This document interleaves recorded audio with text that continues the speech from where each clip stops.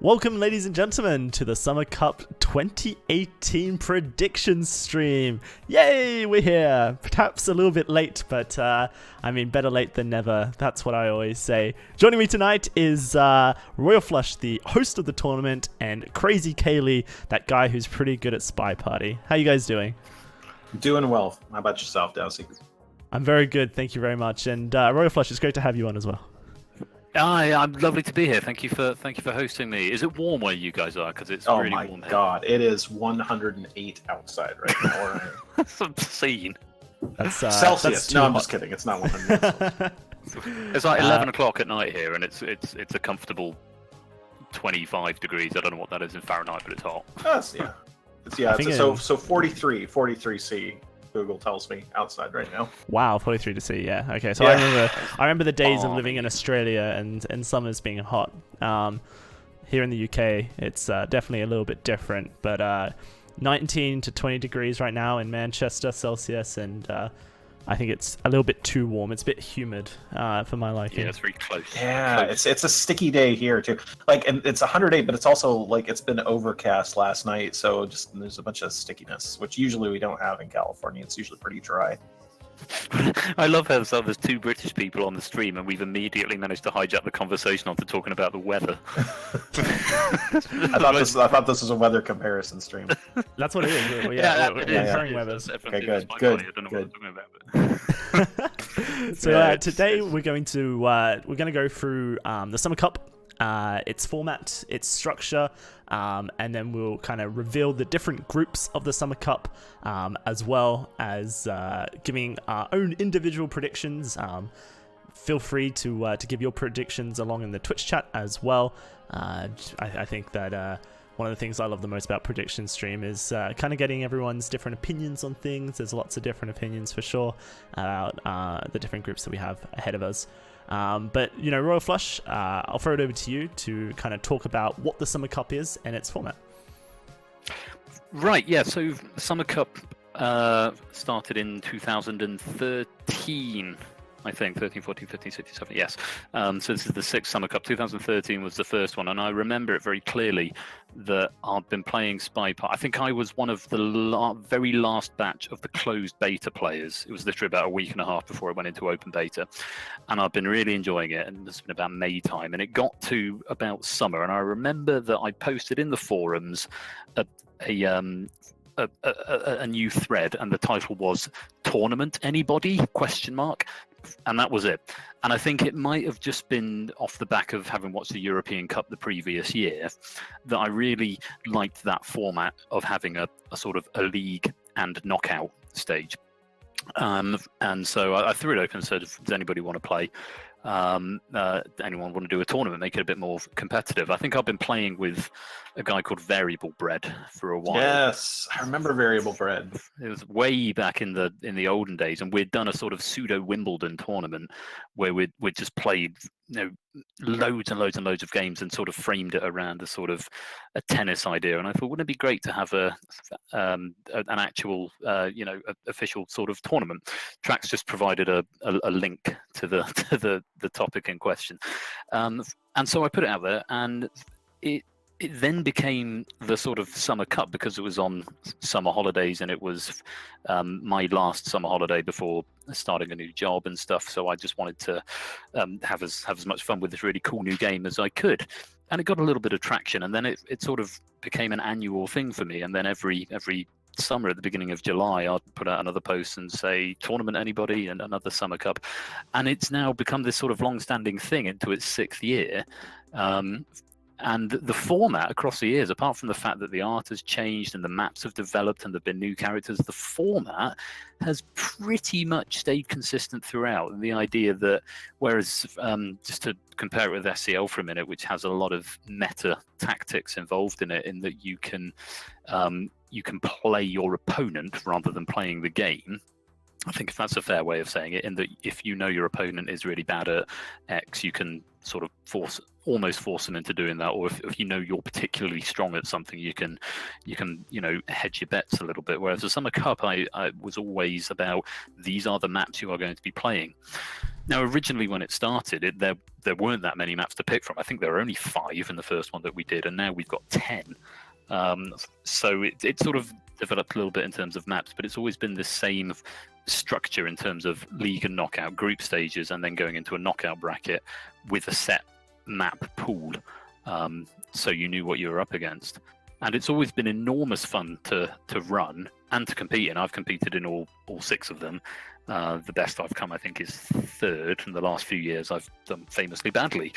But it's always great fun, and at the time when it first started, it was, I think, more or less it was certainly one of the first. I don't want to say it was the first because I've not been around since the year dot, but it was one of the first sort of tournaments that I remember being a sort of big thing. I don't know if Kaylee can possibly put me right there. Yeah, I mean, they had done. It's certainly the first competitive event I remember after I started playing SpyParty.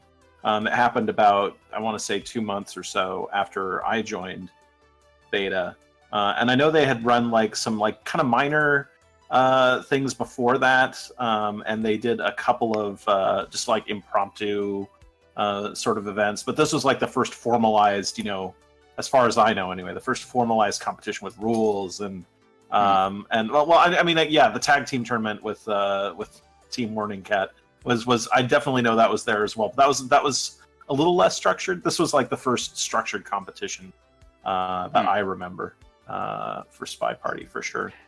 And I think even after the first one, there wasn't. There were a few other tournaments that cropped up. There was some sort of smaller ones that cropped, and then obviously SCL became a thing in 2015, 16, 15. I don't remember the year. I remember. I sort of remember it by events. Like we've had Summer Cup since 2013 throughout. We had Spy on the Hill for a while. I'm not sure I would qualify that as competitive though. That was more like an event, I guess would be the more appropriate way to put it. We had the ladder as well, didn't we? Yeah, and then we had the ladder, which was sort of an attempt to implement a sort of never-ending competitive environment. And then, based on critiques of the ladder and various things that were wrong with it, we made SCL, and that's where we've been ever since. And Summer Cup and the SCL have been kind of like the 2 big competitions, with like some cool events like the Labors of Hercules tournament was really cool. Yeah, that was a lot of fun. That was cool. And then there was the Wild Cards tournament, which was amazing. I think that's been the history of SpyParty, at least since I joined the beta back in 2013. What I particularly liked about the Summer Cup is that it was always fitted into a sort of discrete pocket of the year. Yep. When I know, certainly for me, and I know for a lot of other people as well, time became a lot more free. A lot of people are on summer vacation. A lot of people are away from work or college or school or whatnot. So, the ability to sort of schedule matches and became much more manageable. And it had the sort of the double positive of guaranteeing you a certain number of matches. It wasn't you lose once and you're out, right. But it also meant that you didn't have to commit to 15 matches. You're only ever going to play a maximum of 7 or so. Yeah, no, I think that's which I really liked. Really strong thing of the format is that everyone gets to play the beginning set of matches, and then if you make it through your group, then that's when I guess you have a reason to commit as far as you can make it. And if you do end up getting knocked out, then it's a good run, and you can be proud of it. History-wise, Kaylee, you won it in 2013. I did. But not the year after that. I didn't even make it out of group stages the year after that. Do you remember who you were in a group with? I would have to go back and look at the second Summer Cup thing, but I remember I just got crushed in that one. That year, I don't know what it was, but I think Bacon won it that year. No, Magician won it that year. No, Magician won it in 2014. Bacon in the final. Yeah. And so I remember that year I tried my best, and I got obliterated in group stages, and then it happens sometimes.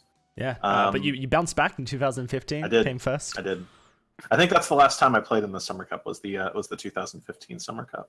Ever since then, it's been like it's basically been SCL, and so by the time Summer Cup runs around, I'm like, oh man, I just got finished with like the grind of watching hundreds of replays and stuff. I really, really, really, really want to take a break from competitive for a bit. So I was in with, oh my god. Okay, so Group A in Summer Cup. Okay, Bacon, so this is probably Iceman. yeah. So Bacon, Magician, myself, and Iceman. So that's like 3 out of the 4 people are currently in Diamond in SCL. So that's a tough group for That's sure. intense. Yeah. And Iceman, I don't know if a lot of people here remember Iceman, but Iceman was also really, really good. And he was like the lowest seed there, so that's crazy. He was right low down. But I think this is on the seeding thing, because we had an interesting discussion earlier on about this, obviously, with a couple other people about the seeding and the relations. I mean, this is the first year where players don't have a number by their name. Yeah. In the previous 5 tournaments, everyone has had a semi-arbitrary number, and in the first few years, it was purely based on how many games they'd played. And in subsequent years, I think it was ranked by their finishing positions in SCL. But the number was a seed for all intents and purposes in the tournament, and that was used to determine smaller things such as the person who picks Spy or Sniper first. Right. And it was there purely for that reason, just to have a sort of a tiebreaker at the beginning, if you like. Whereas now it's entirely random, and the numbers have sort of come away from it in that regard. And it's just done on a random basis. Whoever's top of the bracket picks X or Y. That's pretty cool. And it does mean that there are some groups which I'm sure as we get into the group stages and reveal them will be labelled the groups of death. I know of one off the top of my head. We'll keep it a secret until we get there. I mean, that's been a thing every year, and that, again, is unlike, say, with SCL. I keep comparing it to SCL, and I'm not doing this either favourably or unfavourably. It's just a good point of reference to use. But with SCL, you're playing people that you know are at least in the same ballpark as you. I mean, I'm probably not a great example to refer to here because I'm generally outgunned a lot of the time. But with the Summer Cup, it's always been, from day one, it's been RNG. And put you in a random group, and so you do very often end up with. I think Quick Climb is quite interesting, and I'll talk about him a bit later on. I don't know if he's listening, but because he's one who's fallen into an interesting group, right, so to speak, on more than one occasion. That's true. But you can end up playing people who you wouldn't encounter in SCL, which can be very interesting. I think that's a really good point, because for definitely a lot of people who are new to competitive or playing in Challenger this season for SCL, the chance to play people outside of their skill division is going to be really good for a competitive experience overall. Just quickly, I'm going to blast through. We got Piers, or Pires, the name that no one can pronounce, Pires. Who won in 2016, beating Bloom in the final. And then in 2017, Yeesh defeated Pone Noob in the final to win the last Summer Cup. And Yeesh is back as well to try and defend his title, which we'll get into very shortly. Summer Cup starts with group stage. We have 32 competitors playing in 8 different groups, a round robin consisting of 3 games in your group stages. The top 2 from groups will proceed to a knockout stage where they will go through to try and make it to the finals, pretty much in a very similar fashion as the most recent FIFA World Cup, which I'm sure some people have watched. One of the cool things about Summer Cup, like Royal Flush has mentioned, is that you have a set map pool that you have to play. Everyone plays the same maps. And so this year, for the group stages, everyone is playing 1 set of Ballroom, 1 set of Courtyard, 1 set of Library, into 1 set of Pub. And everyone will play those 4 maps in order like that throughout the entirety of the group stages, which allows people to, I guess, train that map pool as much as possible to try and get good. But one of the really cool things about Summer Cup this season is that it has prizes for SpyParty, which is both cool and scary at the same time. Donated by Royal Flush, Crazy Kaylee, and BRS Kayla. The prize pool is first for first gets $100, second gets $50, third gets $30, and fourth gets $20. And I remember when I first joined SpyParty, I was talking to Warning Track about the feasibility of a world where SpyParty's had a top tier esports scene, and he just said that he couldn't imagine having to play for prizes. We just need 2 more zeros on the end of all these, and then we got some good esports numbers there. Yeah, absolutely. It's something I've wanted to do for a while, just to speak from a sponsor point of view, just for 1 second. I've wanted to do it for a while. I think there is something I mean, it's always good to play for bragging rights, but having something as I've been a poker player for a very long time, and there's something that does completely transform one's approach to something, I think, if money is on the line. And I've done it in some other communities with some other games recently, and I thought, yeah, it's time to do it for this one. And it's nice to give back in a way, because I sort of feel I've taken a lot out of the game, and I've got a lot out of the game, and I've made a lot of friends and got a lot of joy out of the game. So in that way, it's good to give back, and I'm fortunately in a position to be able to do that this year. So it's nice to do. Yeah, no, I mean, Kaylee, you also donated to the pool. Thanks for that. You're not playing in it, so this is just purely out of the goodness of your heart, I suppose. Yeah, I mean, Summer Cup is a really cool event. I have often wanted to see SpyParty, have some prizes on it, have a little bit of that hype, that comes along with, there's cash on the line. I remember we got a sponsor who will remain anonymous for the first SCL, but Checker turned it down because they wanted to do stuff on the official channel and whatnot, and it ended up not working out. But this is a really cool way to do it, where we're getting sort of just crowdsourced prize pools, I guess we could call that. And so I like it. I like it a lot. I'm really enthusiastic about it, and I'm glad to take part in it. Awesome. Well, let's get into the predictions, since we are 17 minutes into the broadcast, and I'm sure that's what most people are here for. Introducing Group A, we have Basehead, DBDK, Mez, Lazy Bear, and the previous Summer Cup champion, Yeesh. This is a pretty interesting group, considering the fact that you've got 3 challenger players from SCL4, as well as Yeesh, who I guess took a competitive year out, but did win the previous Summer Cup.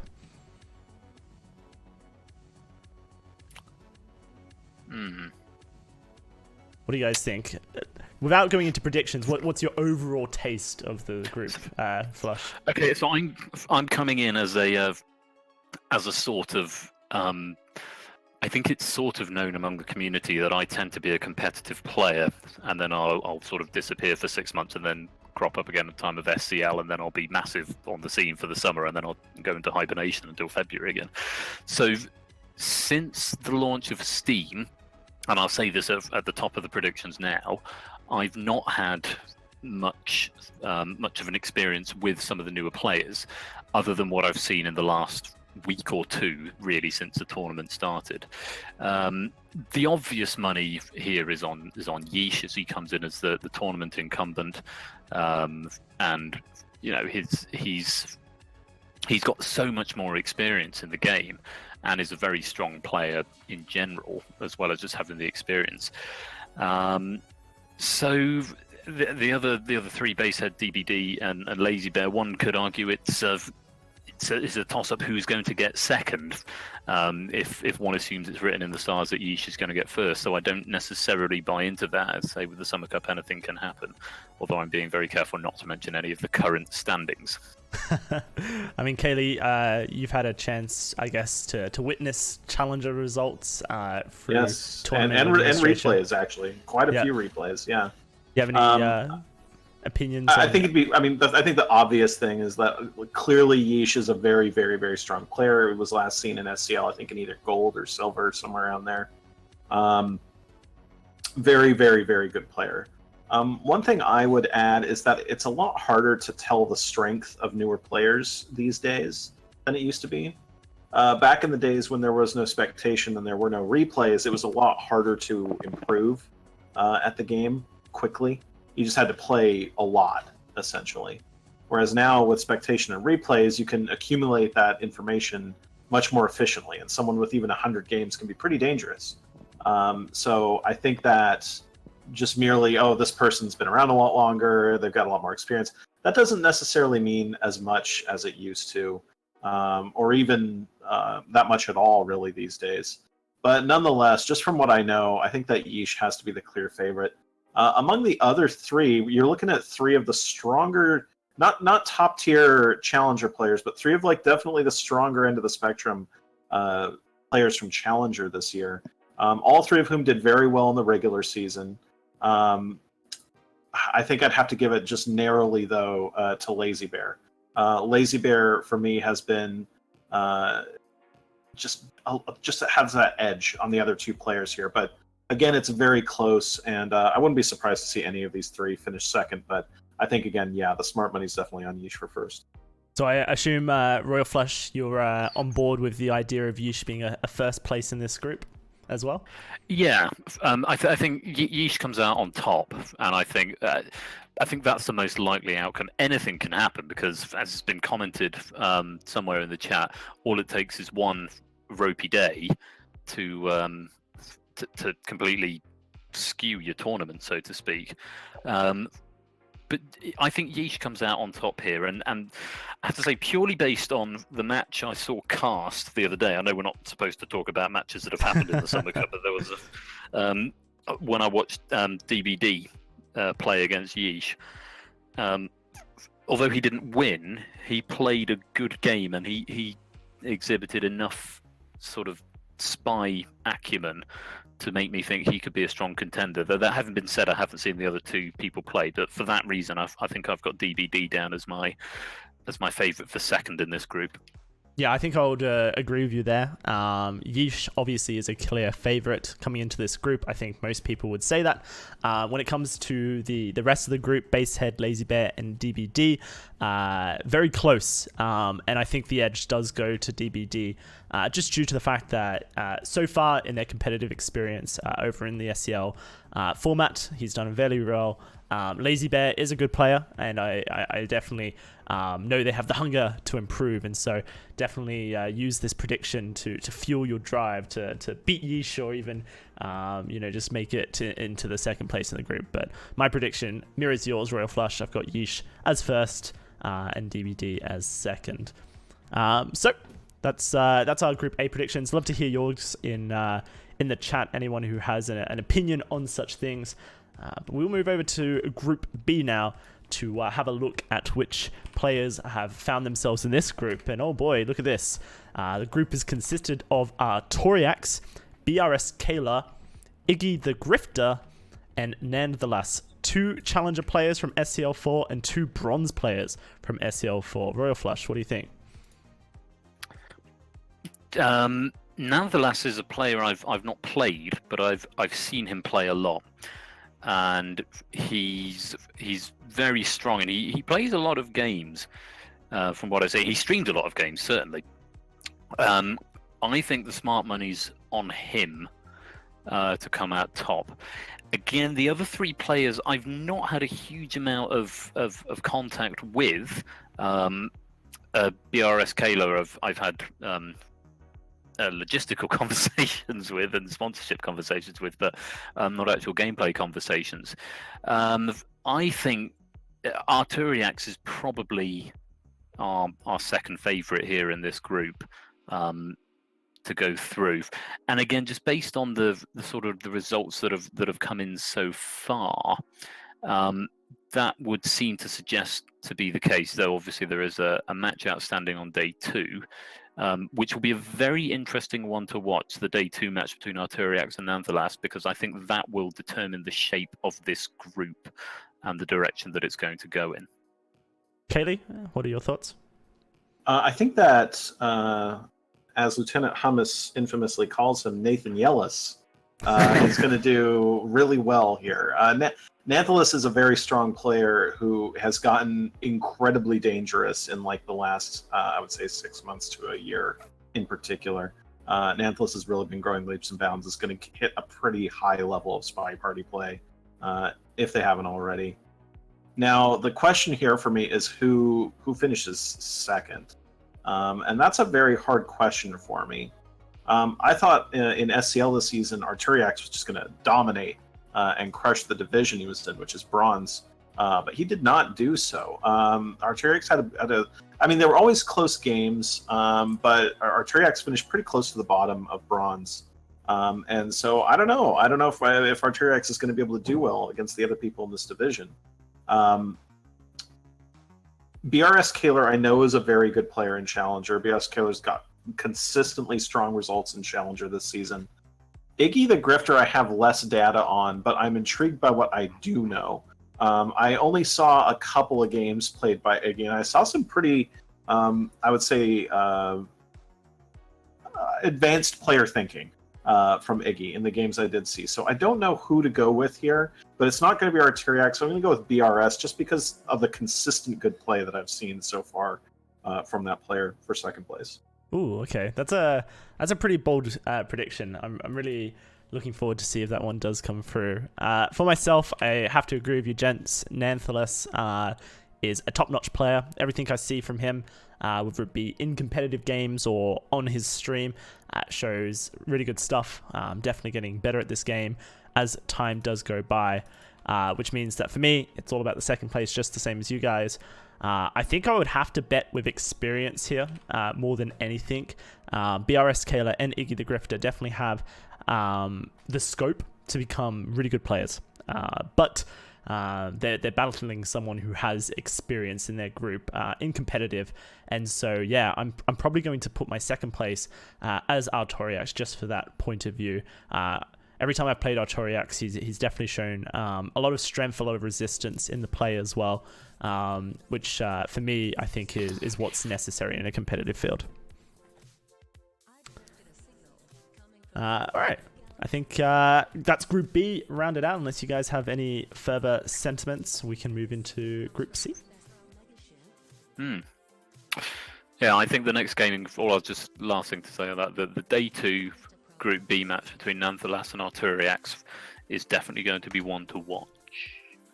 I think that's going to be a fun match as well. And of course, any match that is BRS Kaler or Iggy the Grifter versus Artoriax as well is really going to be one that you should keep your eyes on. All right, Group C. This is a group that I'm going to label Challenger, just purely from the fact that the majority of the competitors here are from Challenger. You have Alex R or Alex Air. I'm not entirely sure on the pronunciation. You have Human Kirby. And you have Turnip Boy, the most notably being Turnip Boy, who placed third, I believe, in the overall SEL Swiss bracket for Challenger. And then you have newcomer to the competitive field, Aurak, or better known as Tufty Indigo, by their Twitch and other usernames. This is their first time playing competitively in SpyParty, and so I haven't put a badge next to their name just for that reason. And so this is a group where really anything can happen, I would feel. It really is, and it's one of those ones that's wide open, and it's one that I'm operating on very limited knowledge on. Again, I'm only going on what I've seen in the last couple of weeks since the tournament really started. And from what I have seen, and sort of running the bracket and looking at the scores going into there, the logical thing right now, just to look at it at face value, is to put Alexair at the top. But then you would think about Turnip Boy and his scores and his result against Aurak, which I think is the only 8-0 that has happened in the tournament so far. Couple that with the fact he came third in Challenger overall, puts him at a very, very strong place to come out at the top. For that reason, Turnip Boy is my favourite for this group. And again, purely based on data that's already there, and the fact that they've played 2 games and have got 2 wins, Alexa logically has to be my second place. What are your thoughts, Kaylee? I'm going to agree with exactly those picks. I think that Turnip Boy, I mean, you can't argue with Turnip Boy's results in the Challenger Swiss event. Turnip Boy just didn't quite run the table, had a loss to Chef early, lost to you later on in the tournament. But other than that, more or less ran the table on people, and was not only winning, but was just crushing people, was barely losing games. Turnip Boy, very, very impressive throughout the Challenger event. Hard to say that anyone but Turnip Boy should be the favorite here. In terms of second place, I don't know anything really about Aurak, so for me it's between Alex Air and Human Kirby. And between the two of those, I think those two are very closely matched, but I think I have to give the edge based on what I've seen to Alex Air. Yeah, and I'm mirroring those exact picks as well. I do think that if you have to pick anyone, Turnip Boy is the most obvious first place result. We'll have to see if any upsets do happen in Group C. It will be really interesting. Second place, I do think, is contested again between Alexa and Human Kirby. But due to, so far regular season results in Challenger for SEL4, I think the edge definitely goes to Alexa. That's not to say Human Kirby can't throw upset. I definitely think that's a huge possibility in this group. It's one of those things that we have to choose someone for second place. And I think the data points towards Alexa. So that's my prediction as well. I think it's worth, again, pointing out at this point that while we're doing this as prediction stream, this is a sort of a prediction stream based on if we had an infinite number of games or an ideal circumstance for both players. And there's always worth remembering that the makeup of Summer Cup, the DNA of the Summer Cup, lends itself very well to short games, and all it takes is one error, and actually you can have a massive turnaround. So it is just worth pointing that out before, in case anyone gets sad in the comment in the chat that they think that or reads too much into this. And again, say I'm basing this data on, for a lot of people, it's just a couple of weeks worth of knowledge of their game. So don't take anything I say seriously. And of course, play to win. Most challenges have 10 weeks of games plus whatever they've managed to do so far in the single elimination bracket, which is good for, kind of recent result bias, but really isn't a full story. A lot can happen over those times. I mean, I, for one, played something like 5,000 games over my SCL season, and so my improvement from start to finish was huge, and I know for a lot of challenges, the same could be said. And sorry to Alex if we've butchered your name as well. If it's Alex Air or Alex R, whatever it may be. Hopefully you understand that we are just scrub predictors who, predictions can be hard, and so can pronunciations. Moving on to the group that I like to label Group Dowsey. We have David W, Dowsey, Jayati or Jyaty, the name that has many pronunciations and none of them are correct. And Motion Blur. What are you thinking, Royal? Dowsey JY. I think I've played a total of 4 games against you, Dowsey, and I think we tied, and then I had to go. And I was quite happy with that. 2-2. I thought, yeah, that'll do. I know you play a very strong game, and of course you cast it as well. And I know, having spoken with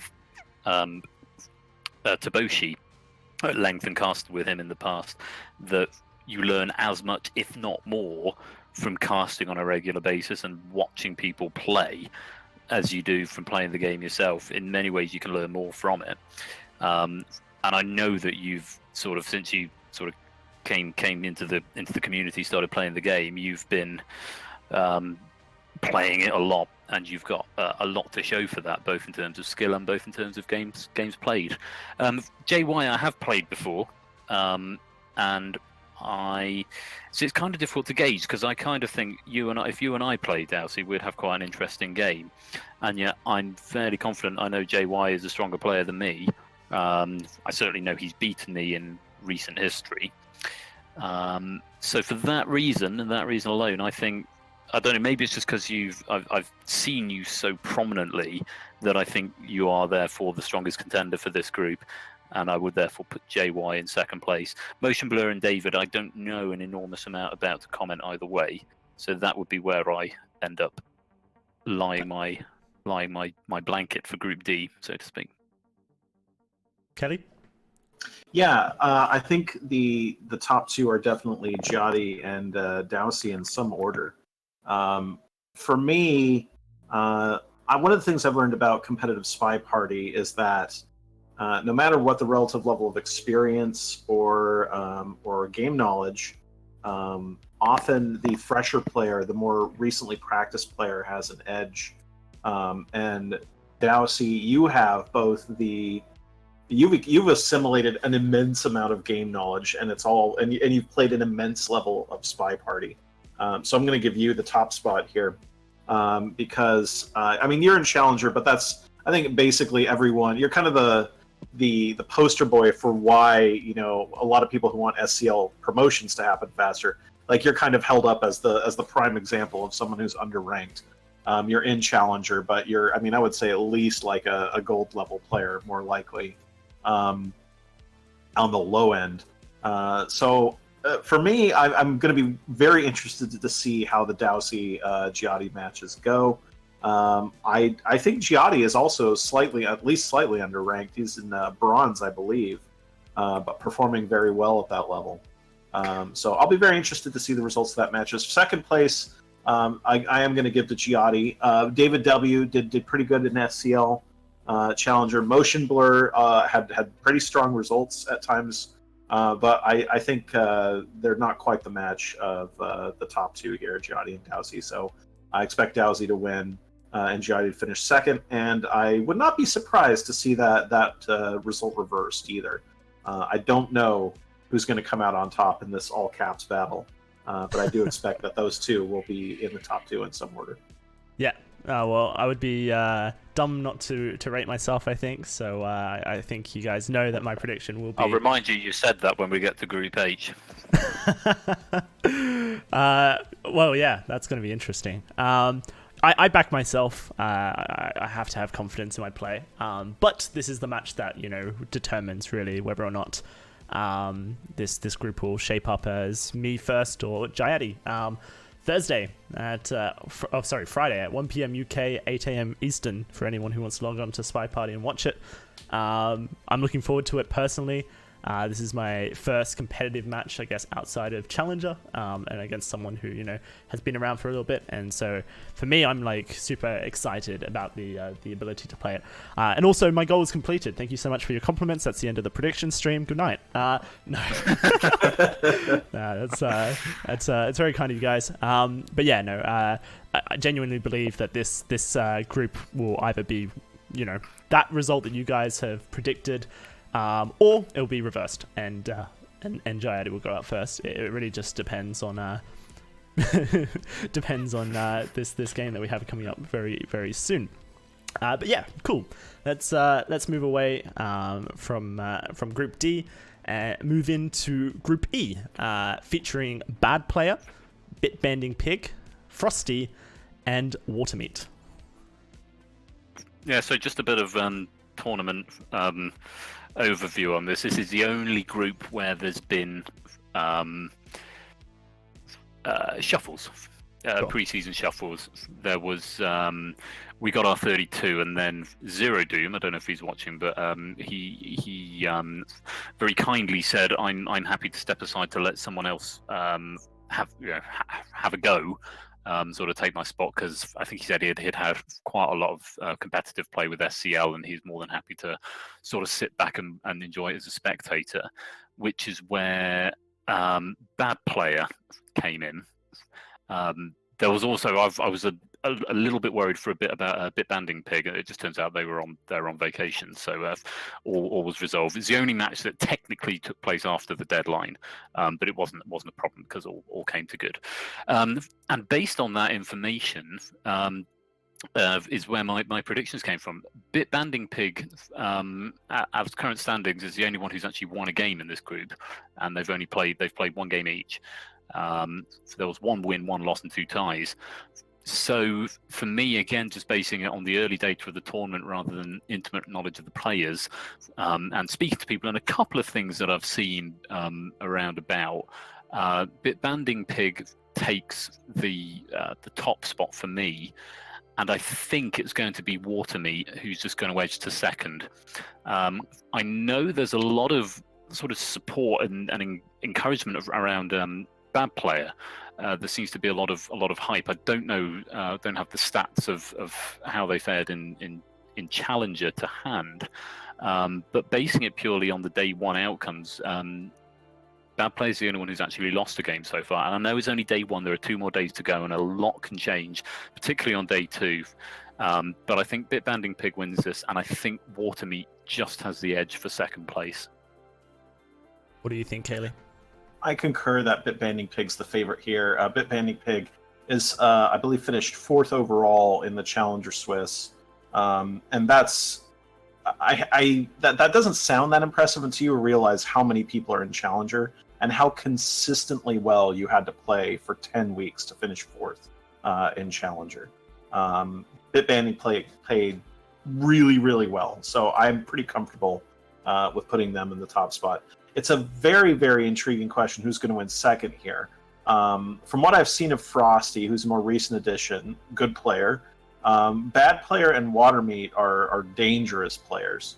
Very, very scary players. Bad Player is a lot of fun to watch, I think.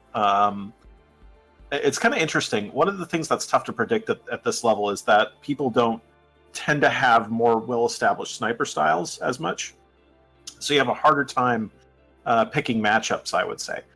For instance, if you had Bad Player play Spy against All of Diamond, I'd probably be able to tell you who I think they do really well against and who they wouldn't do as well against, given the sort of matchup of their Spy style against all the sniper styles. But here, it's a little more loose, and I don't have quite as much information. But nonetheless, I think that I'm going to put Bad Player in second place. Bad Player has this wonderfully... Bad Player has really good mental toughness, I guess is how I'd put it. Plays aggressively, plays without fear, and that's a good way to be in SpyParty, especially when you're playing as the spy.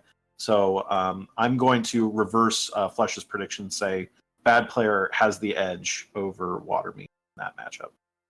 Okay, cool. Well, I'm going to do my predictions from second to first, because in second, I have Bitbanding Pig. Oh, this is the first time we haven't all agreed on a first place, I think, in a group. Contentious. So this is one of those bold predictions, #bold predictions that you do before a thing happens, so that it's true. You can boast in your glory. But Bitbanding Pig is the player that has the immense amount of skill from day one of playing SpyParty, but plays a very little amount of games. And so from that point alone, I want to put him in second, because I think there's the potential that one of the two players that play a lot of games consistently will potentially level up to be able to come first. Now that means that this group is made up of Watermeat, Bad Player, and Frosty. Frosty, I think, is going to struggle in this group. Fairly new to the game as well. Came into SEL a little bit late. And so they're going to get a lot of good experience from this group, but I don't think they'll quite break Bitbanding Pig. Bad Player has already lost to Bitbanding Pig, and that's a consistent result. Back in SEL, they played as well, and Bitbanding Pig was able to defeat Bad Player, which meant that my prediction for first had to be Watermeat. Watermeat is a player that is consistently looking to learn, consistently training, watching as much as possible to try and get good. And also, Watermeat plays Bitbanding Pig in week 3 of the group stages, which gives them just that enough time to potentially study Bitbanding Pig and really get an idea of how Banding Pig plays. And so I'm going for the bold prediction that Watermeat will potentially trump Bitbanding Pig and come out of this group first. It is worth pointing out that the day one game that has happened that gave me the edge for Bitbanding Pig was against Bad Player, and it was tight. Yeah, no, it was 5-3. It wasn't by any stretch a whitewash. Yep, and in SCL, whoa, I'm choking on tea. Excuse me. Try Prosecco. Prosecco is Prosecco, good. there you go. That's how you get past it.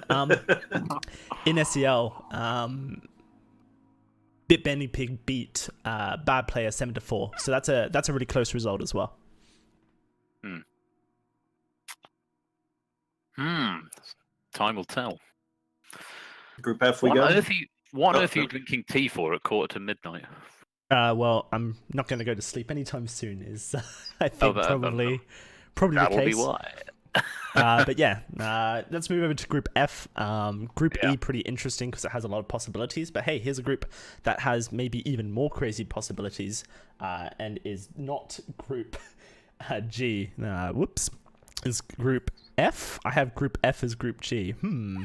Do I have Group G as Group F? Nope. Let's hope so. Production quality. Dalsy, you've outdone yourself here. All right, let me actually create a Group F card. card real quick, or at least Talk pull it among out. yourselves. There we go. Whoop, whoop, whoop, whoop. So Hey. SCL predictions. Who's going to win gold this season? You guys? Oh, now we could have a quick message from our sponsors. At this point. That's right. All right, here we go. Group F is made up of Bear, Raw, Belial, Ducat, or Ducat, and Pox. A Bear Raw is another one of those players that you think if they competed in SEL, they probably would have done pretty well, but they didn't. So this is their competitive debut. Belial has really leveled up his play throughout Challenger. Ducat has done well as well. And Pox came second, claiming one of those auto promotions out of Challenger as well. I mean, it's got to be Pox. I mean, sure, just based on the knowledge you have of these players and where they've come from and how they've fared. Pox has got on paper is the strongest player. So for that reason, he's got to be my favorite for this group. The second place is really hard. You've got, for me, it was a toss-up between Belial and a Bear Raw, and I think Belial has the edge purely on the grounds that he's got the competitive experience, which a Bear Raw doesn't. And this could go. I really think second place could go either way. I think on paper it's Pox at the top, and I think if you pressured me, I think I went for Belial as my second choice, but it really could go either way, Belial or Bear. Haley? Yeah, not to pass on Ducat. Ducat did okay during SCL, kind of middle of the pack. Belial did a bit better and has been doing better in the bracket as well. I think that Pox is top is pretty clear. Again, second place overall in the Challenger bracket is an insane accomplishment in and of itself, and requires just consistently really good play. So I think Pox first is clear.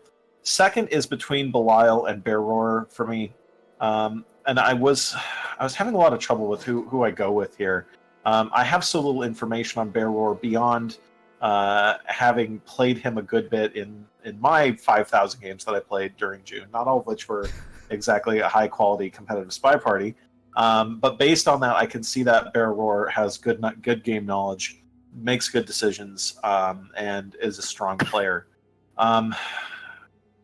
It was a tough call for me. I had to go back and forth, but in the end, I do agree with Royal Flush. I'm going to give it very slightly to Belial.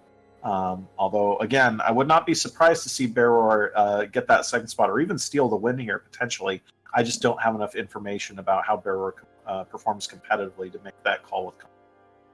Yeah, and I have to mirror all the statements you guys have made as well. Pox clearly the favorite as far as I'm concerned. I've played a lot of the top challenges. The bracket kind of works out, obviously, that if you're up the top, you have to play the top. And so, Pox put up a good fight.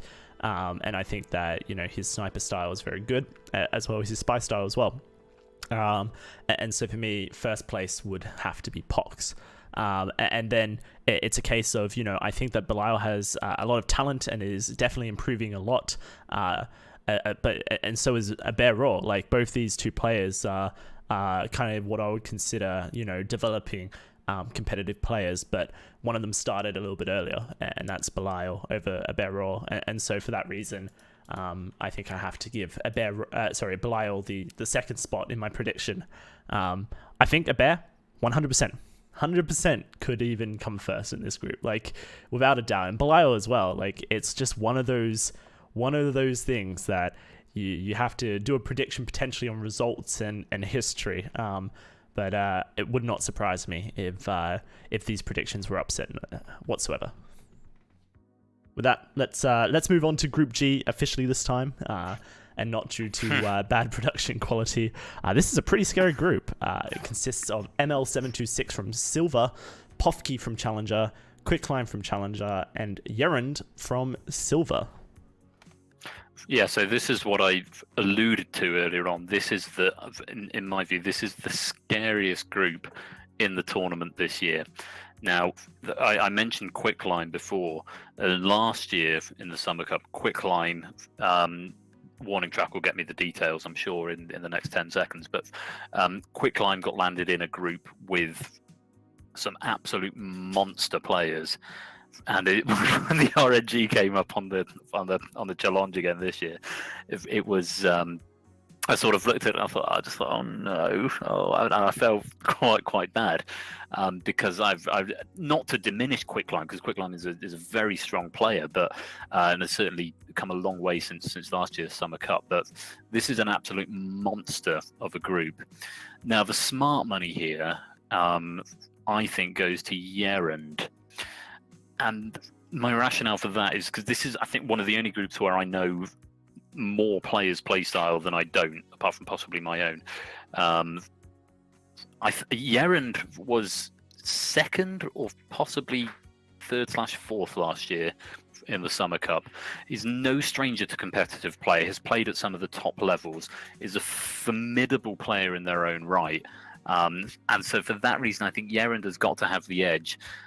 Now, second is such. I mean, it could go anyway. POF, ML, or Quicklime, and I'm saying this pretending that I don't know what the scores for the first 2 days are, because actually Group G has concluded all of their day 2 games, and I'm not going to comment on that. This is based purely on what I think of the players prior to that. Yaran takes the top, and for me, it was a real toss-up between POF and ML.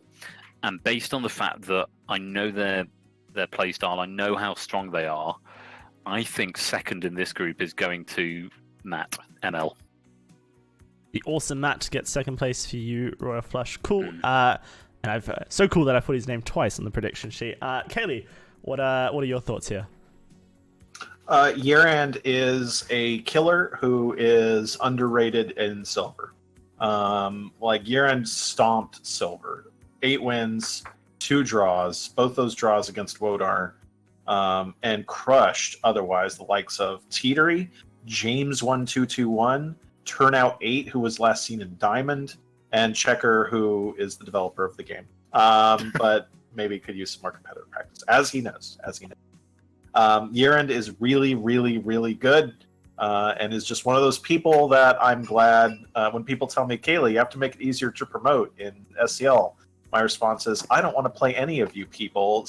Keep Pawn Noob away from me. Keep Piers away from me, even though Piers is dropping. Keep Yerand away from me. I don't want to play you people. I'm okay with it taking 3 years for you to get here. Stay down there, and I will sit here in my ivory tower. No, Yerand is one of these people who's just really good and has been climbing the ladder and is actually my favorite to win the tournament here. Yerand is incredibly strong, and I'm going to pick Yerand to win this group. Now, second place. First of all these people are very unlucky for being in this group. This group has Yerand, who's a monster, and Matt, Pofka, and Quicklime are also very, very good, and probably. This is probably the group of death. If you have to pick one group, this that's is the definitely group of the group death. The one after it is also not very friendly either. But this one is just, oh my god. So bad luck to all three, because they're up against some really tough competition. Man, Pofka would be in my top 2 in a lot of these groups. Quicklime would be in my top 2 in a few of these groups, and I think my top pick in at least one maybe. But I do have to give it to Matt. Matt is getting really, really good at SpyParty, especially on the sniper side. Matt's getting to be a really, really scary sniper, and I think that's going to be tough to beat, and I'm going to give it to Matt. Exact same picks as Royal Flush. Dowsing, just before you do yours, are we just doing group predictions, or are we going to go the whole way down and who we think is going to win? Today we're only going to visibly show group predictions. I do have planned a knockout stage predictions broadcast when the knockout bracket has been developed. But I mean, if you want to say your picks and predictions, maybe we save them until the end of the broadcast, and you can kind of give us. I think that's a good call. That's a good call. Yeah. All right. You guys have put Yerand as your first place prediction for this group, and I have to agree. I think Yerand is quite possibly the scariest player outside of Diamond. in SCL that is, currently playing in Diamond. Before that, I probably would have put Parish or Piers, or however you say his name, as the scariest player outside of Diamond. But he's since stepped down in week 5, so that bumps up Yerund to my scariest player outside of Diamond, and so for that reason alone, I think I have to put him as first place. But when you consider scary players in this group, there's one that's even scarier, quite possibly, than Yerund, just due to the fact that they're so new to the game, and it's Pofke. Me and him play so often. He's usually my go-to player. We both are on at the same time when I broadcast, when I stream, and so I think we've probably played quite a few hundred games against each other. Not only that, Pofke's a man after my own heart. He always plays long sets when he plays anyone. I think his average is 17 games a set, and is jumping up the leaderboard as we speak. Entered SCL in week 7, won all 4 matches, is now playing in the single limb, and I wouldn't be surprised if Pofke won the single limb bracket. I think that Pofke will surprise people, and I'm really excited to see how he does in the Summer Cup as well. So look out. With that said, let's conclude our predictions and move over to Group H, potentially the Group of Death Point 2, starting it off with M. Labella, Catnip, Royal Flush, and Ryu. So this is... I feel slightly awkward starting this one. I am technically, on paper, if you're looking at SCL rankings, the highest ranking player in the tournament. I am, without a shadow of a doubt, not the best player in this tournament. I've, as I commented right at the start of the stream, I tend to play competitively and then go to hibernation for 6 months, and then and go from there. That having been said, I've been around as long as Diamond players, and Kaylee alluded to the fact we've been around a similar amount of time, so I've seen the game go through a lot of changes. I'm no stranger to competitive play. That having been said, I don't think I'm as good as Catnip, and for that reason, I think Catnip has got more recent experience. I think Catnip is more of a current player, and the proof will be, I suppose, tomorrow at about 3 p.m. when Catnip and I are playing our day 2 game. That will essentially, I think, determine, certainly to my mind, who goes 1 and who goes 2. But I really think Catnip is going to win this group, and I think I will come second. Okay, so betting against yourself, maybe that's a motivator.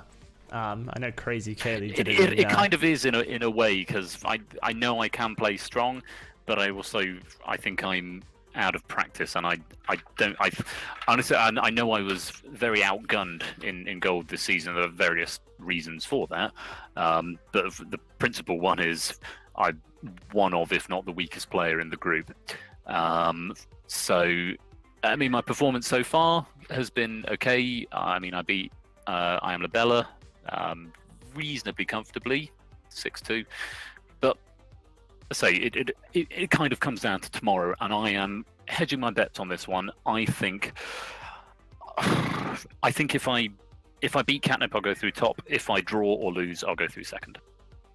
Okay, Kaylee, you back when you did the SCL 4 predictions, you bet against yourself. I mean, maybe that's not just SCL 4. I mean, every single season of SCL, I have projected myself to finish 4th in Diamond, and it keeps working out really well for me. So I'm gonna keep doing that until it doesn't work anymore. All right. What are your predictions for this group? Wow, this was the hardest group for me to predict. Part of the problem is Ryu, who is a chaotic factor here. Ryu joined Challenger about halfway through and then won every single game. So Ryu is hard to predict. I wish I could wait through another couple of weeks of SCL's Challenger bracket to gather more data, but in the absence of that, I have to consider Ryu to be a pretty dangerous player. Amla did not do badly at all either. 11th overall in the Challenger Swiss. I think something like 13 or 14 points, maybe 12 in that bracket, which was very, very high. Strong player. But again, what a rough group. Flush, you undersell yourself a little bit. Part of my problem with predicting Flush, I think, is that Flush has had a bad last couple of SCL seasons, but it's also because in SCL2, Flush sort of had the misfortune of playing so well that he got a double administrative promotion, and since then has had to play a bunch of monsters. It's hard to tell where Flush belongs in the SCL rankings, but Flush, you had some matches this season that were pretty interesting, especially against Elvis Snake, against Falcon Hit. You had some interesting matches, I think. I've won one.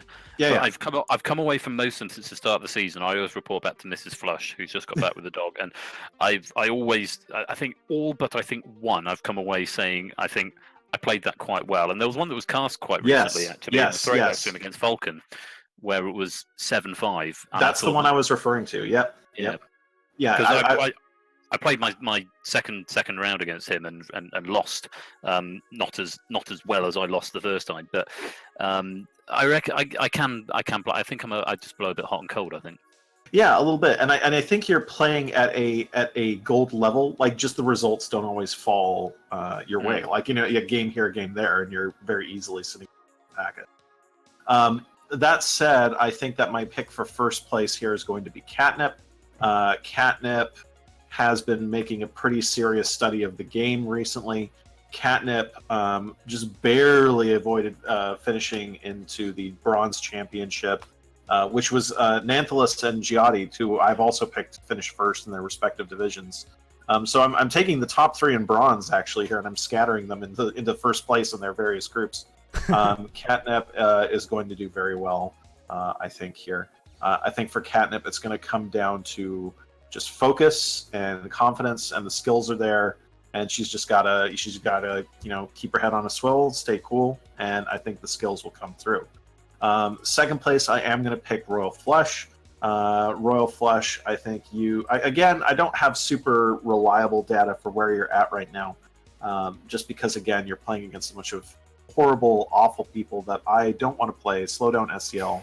You have to 10-0 someone to go into Diamond, because I don't want to play any of you people. But like even the losses, that I was really, really impressed by that set with Falcon Hit. Man, it's tough to pick against Ryu. It's tough to pick against Amlabella, because they both had really, really great Challenger seasons, but I got to give it to these two in that order. All right, cool. So Catnip and Royal Flush, both your predictions for first and second, respectively. I'm going to start with my second place prediction because it's controversial. I'm going to lock in Ryu as second place in this division. Wouldn't surprise me. Would not surprise me at all. Hot Flush in Challenger 5-0 once he joined in week 6, but more notably beating Belial 7-4, who was in my opinion one of the top players in Challenger, even though Belial also entered Challenger fairly late. I guess time will tell if Ryu can kind of hold his own against these really tough opponents. I mean, Amlabella, Royal Flush, and Catnip are really tough opponents, and you really do have to bring your A game. The one thing that is deciding it for me, very similar to the Watermeat story, is that in week 3 of the group stages, Ryu will play Royal Flush, and I think that's just enough time that you can potentially study an opponent and really bring that last game that you need to try and influence a result. So that leaves first spot, and that means that one person who is 100% deserving of going through to the knockout stages will not. Between Catnip and Royal Flush, sorry for Royal Flush, I think I have to predict Catnip as first coming out of this group. Sorry, I predicted it as well. She's doing really well. Everything I see from her is really good. Her sniper style seems pretty consistently good throughout all of her SCL4 games, and she's tracking some things that I think a lot of snipers around her same skill level kind of struggle to track, which kind of gives her a slight edge against certain opponents. And so for me, I think I would give her the edge to come out first. Ryu, I believe in you, buddy. Show me that you can fight the big dogs and potentially come out of this group as second. I will spoil. Yes, I will spoil a result that did happen in week 1, or day 1 as we're calling it, of the Summer Cup. Catnip versus Ryu was the matchup, and it finished 5-3, which is obviously as close as you can get without tying it. And I think that Ryu, with just that slight more of experience, a couple more games played, and a bit more of perhaps preparation for a series, could definitely turn that 5-3 in their favor. So yeah, that's my bold prediction for Group H, which I think quite potentially is the real group of death, because almost any one of these players could make it out into the knockout stages. Yeah, I mean, if it finished like Amabella first, Ryu second, would we all really be that shocked? I mean, like that's an entirely plausible way for this group to finish. I think this group and the preceding group, it would only take a couple bad games by year-end for Group G to just be thrown in utter chaos, and anyone could finish anywhere. And that's entirely plausible. Like, all those people are strong, and all of them, I think, are capable of beating Yerend at least on a good day. Man, it's a tough couple of groups to predict for sure. Yeah, no, for sure. So I guess that wraps up our predictions. We'll quickly just go through the different groups so you guys can remember. Group A, Basehead, DBD, Lazy Bear, and Yeesh. Group B is, of course, Artoriax, BRS Kayla, Iggy the Grifter, and Namphalus. Group C is Alex Air, Human Kirby, Aurak, better known as Tufty Indigo, and Turnip Boy. Group D is David W, Dowsey, Jayadi, and Motion Blur. Group E, Bad Player, Bit Banding Pig, Frosty, and Watermeat. Group F is the newcomer, A Bear Raw, Belial, Ducat, and Pox.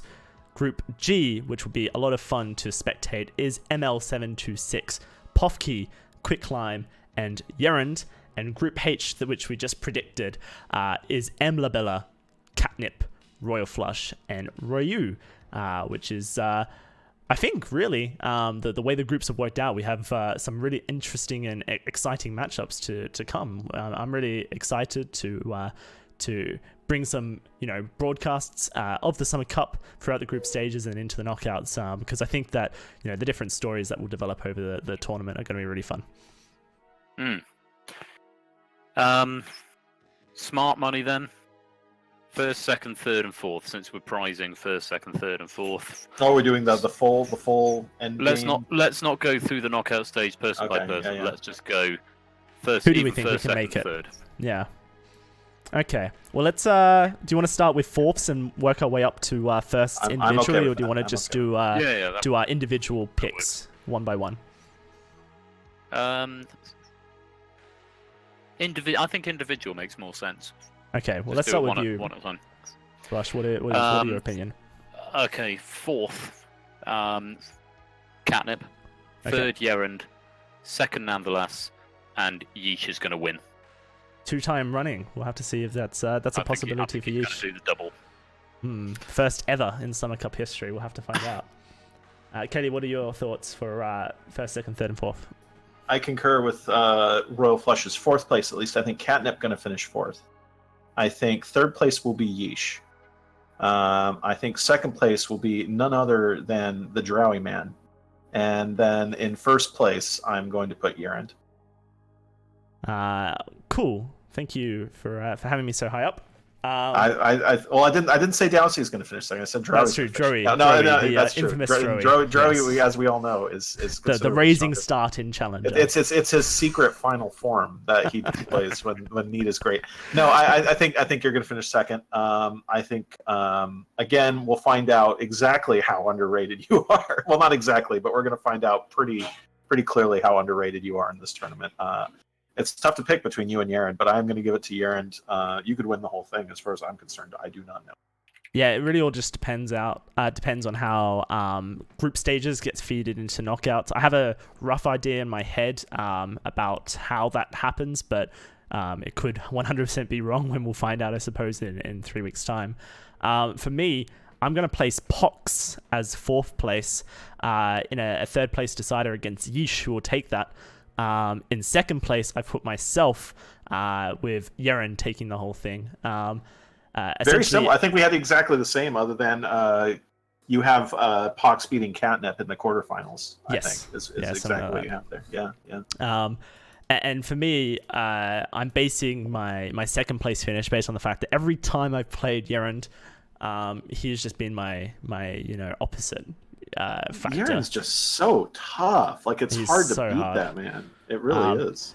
Now, I haven't studied Yerund, and so maybe that's what I need to beat him is games that I can study and do my thing with, but just in casual games. And talking to Yerund, one thing that he said is that anyone who he's played when they were starting off the game, he's just consistently beat all the way through. Even when they've got really good, he's felt like he's kind of understood their core and what makes them a player.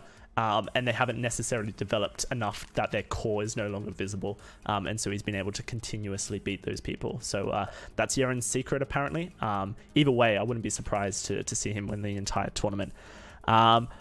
Right. If you guys want to make your own predictions, by the way, I have made this Google Drive sheet, which I'll link in the chat. Hopefully there's no bots to remove it. All you have to do is click File and click Make Copy, and then you will be able to edit it. And it will basically, you can use the drop downs to select who you think will win in the group stages, who will come second in the group stages, and then it'll auto-fill the bracket out for the knockout, the quarterfinals, all that good stuff. So you can make your own predictions. And if you do make a prediction, please, either screenshot it or then share the document with us in the Summer Cup discussion channel on Discord, so we can get your predictions as well. It's been great predicting with you guys. I've had a great time. Likewise. It's been great fun. Absolutely, and I'm looking forward to seeing how the group stages do develop, and then potentially we'll get back together, all of us, and do this again when the knockouts have been decided as well. So that would be great fun. Looking forward to it. It should be wonderful. I'm looking forward to at least 2 more games, certainly. Kaylee, I suppose you can just sort of sit and spectate, and Dowsey, I'm really glad to be spectating and not playing. Like, it's so relaxing to just be able to go, oh man, I don't have to play any of these folks. Feels good. Feels good. Spectating and sponsoring, of course. Yeah, that's right. I just throw money at the problem. Right. Yeah. And if I could just pay money and just not have to play my SCL games, and not have to study 8 billion Canadian bacon replays. That's the theory of most Ubisoft games, isn't it? Pay to win. That's right. Loot box. I just got to get those Ubisoft achievements that give you in-game advantages. Kaylee has just unveiled his plan to put loot boxes into SpyParty. Oh He's yeah, already working on it with Check. First we got to make it into a battle royale, and then yeah, of course, quite. Okay. That would be appropriate. Stay in the circle is the new mission that Checker's coming out of. Stay in the conversation circle. Stay in the ever-enclosing circle coming in from the outside of pub to the center. The green laser. That's right. Awesome.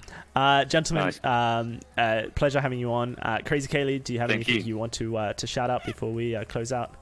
Sure. You can follow me on Twitch at twitch.tv/Crazy Kaylee. I'm on Twitter at Crazy Kaylee. I think that's about it. Buy this game at www.spyparty.com for $25 or on Steam for the same price. Royal Flush, our delightful host, anything you would like to plug? Thank you all for listening. Shameless plug of my game in development. If you're interested in puzzle games, The Jigsaw House, available at thejigsawhouse.com. There's also Twitter if you follow my studio at Persephone Chair. The name of the studio is Persephone's Chair. And there is a Discord channel available, but all of it is available from the website, thejigsawhouse.com, who are very pleased, Persephone's Chair, the studio, are very pleased to be sponsoring the Summer Cup this year. And the delightful logo of Persephone's Chair as well, as you can see, drawn by Mrs. F as well. Mrs. Flush, yes, my wife drew the logo, and it started out as a blog and then became a game development studio for. It's a very good story for another time. But yeah, absolutely. Jigsawhouse.com. And for myself, I'm sure you know, but I stream SpyParty almost daily at twitch.tv/DalseyGG. And if you want to follow me, the Twitter handle is the same, DowsyGG as well. Guys, thank you so much for watching the prediction stream. Hope to see you all for some Summer Cup SpyParty broadcasts later. We're currently locking in a schedule of Tuesdays and Wednesdays for Summer Cup broadcasts starting at 11 p.m. UK time, which is 3 p.m. Pacific for those in America. And if you want to join us for a broadcast tomorrow, the only hopefully Thursday broadcast of Summer Cup, we will be covering games from Group C with Alex Air and Human Kirby, Group D, Motion Blur versus Jayadi, Group E, Frosty versus Watermeat, and Group G, ML726 versus Pofki. Myself and I believe Vish will be bringing you the action tomorrow at the same time, 11 p.m. UK and 3 p.m. Pacific. Thank you so much for tuning in. Hope to see you all here tomorrow again on the official SpyParty channel for the Summer Cup 2018 group stages.